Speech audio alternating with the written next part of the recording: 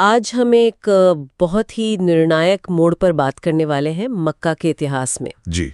वो घटना जिसने सब कुछ बदल दिया, बहुदेववादियों की वो बड़ी हार और उसके नतीजे। बिल्कुल। और हमारे पास जो स्रोत है वो खास तौर पर बताता है कि हार के बाद मक्का में कैसा माहौल था। हाँ, और एक खास व्यक्ति अबू लहब, उसके साथ क्या हुआ, इस पर भी रोशनी डालता है। जी हाँ, तो स्रोत कहता है कि लड़ाई हारने के बाद ये लोग बहुदेववादी मक्का की तरफ भागे, तो पर बुरी हालत में। हाँ, घबराहट और शर्मिंदगी में। बहुत ज्यादा, इतने बिखरे हुए कि घाटियों में, पहाड़ियों में छिपते फिर रहे थे, अपने ही लोगों से मुंह छुपा रहे थे। अच्छा।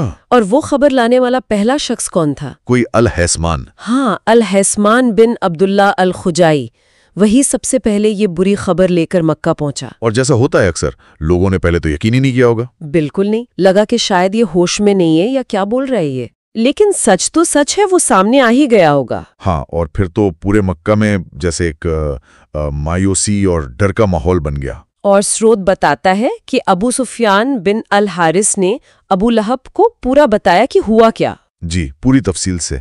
और इसमें वो बात भी शामिल थी फरिश्तों वाली, कि कैसे दैवीय मदद आई थी। हाँ, और यहीं पर अबू लहब का गुस्सा भड़क गया बुरी तरह।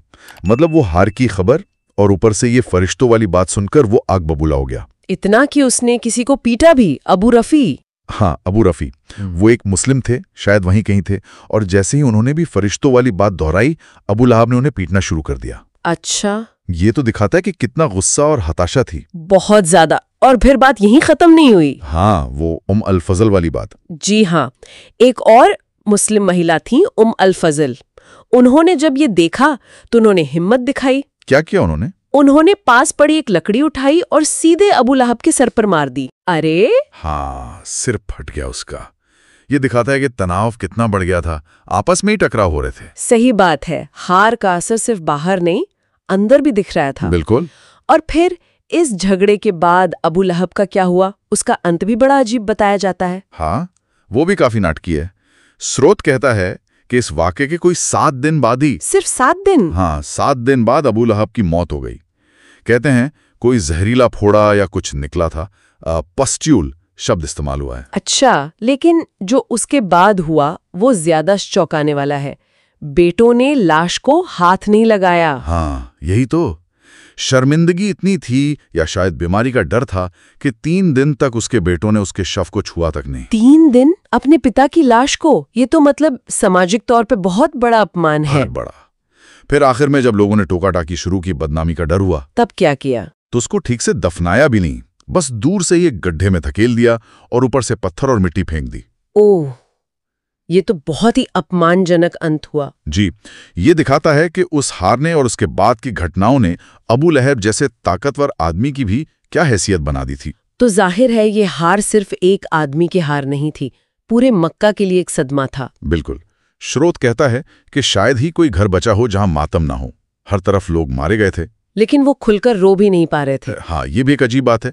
उन्हें खुलकर मातम मनाने की इजाजत नहीं थी, या शायद वो खुद ही नहीं मना रहे थे। क्यों? डर था। उन्हें लगता था कि अगर मुसलमानों ने उन्हें रोते बिलखते देखा तो वो खुश होंगे, उनका मजाक उड़ाएंगे। अच्छा, ये भी एक पहलू था। तो बाहर से खामोशी, पर अंदर ही अंदर गुस्सा, अपमान और बदले की भावना वो उबल रही थी। ये सिर्फ एक जंग की हार नहीं थी, इसने मक्का के समाज की आत्मा पर चोट की थी। तो कुल मिलाकर ये स्रोत हमें दिखाता है कि कैसे एक हार सिर्फ मैदान पर असर नहीं डालती। हाँ, वो पूरे समाज के सोचने का तरीका, उनके आपसी रिश्ते, यहाँ तक कि बड़े बड़े लोगों का अंत, सब कुछ बदल सकती है। अबू लहब की मौत और उसका वो अपमानजनक अंतिम संस्कार, वो जैसे उस हार की गहराई का एक निशान बन गया। बिल्कुल।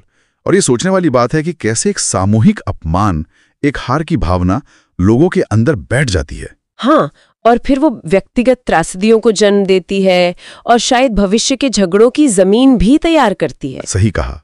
ये घटनाएं किसी समुदाय की पहचान को, उसके भविष्य के कदमों को कैसे हमेशा के लिए बदल सकती हैं, ये वाकई गौर करने लायक बात है।